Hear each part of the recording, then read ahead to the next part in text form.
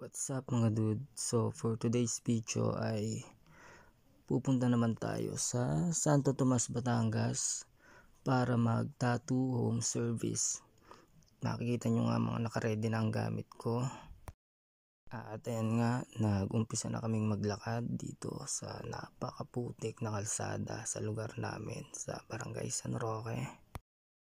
Yan, no? At habang naglalakad nga kami ay napaisip nga ako kung magtatattoo ba talaga ako o pupunta ako ng outing, kasi tingnan mo naman, magtatattoo lang ako pero ang dami kong kasama na para kami mag-outing. At bago nga kami tumuloy sa pick up point namin, dumaan muna kami dito sa Robinson store kasi naisip ko na wala na nga pala akong tissue na magagamit sa pangtato, kaya eto, bibili muna tayo bago tayo tumuloy sa destination natin. At ayan na nga, pagpasok ko ay dumiretso na kaagad ako sa tissue section ng store na to. Syempre hahanap tayo ng tissue na magagamit natin, titingnan natin kung meron sila.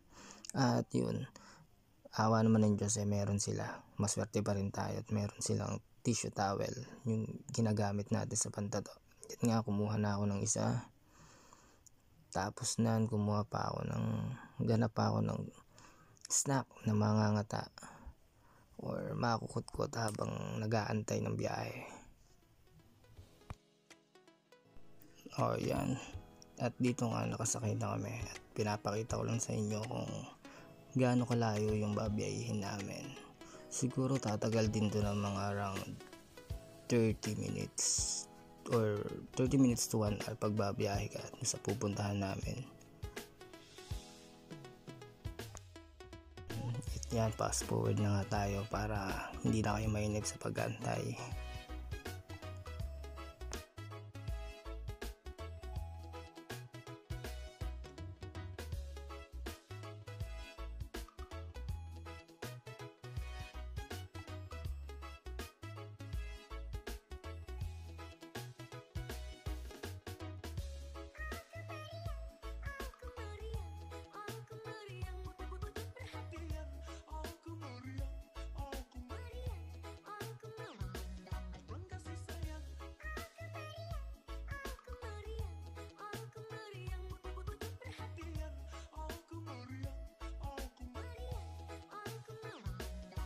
Yan, dito nga malapit na kami sa mismong pupuntahan natin, which is sa Lumina, Batangas. Alright, finally nandito na tayo. Yan, makikita nyo naman. Yan nga, pagdating namin, pahinga lang kami konti and then nag-set up na kaagad ako para maagang matapos yung tattooan natin kasi medyo malaki din naman yun.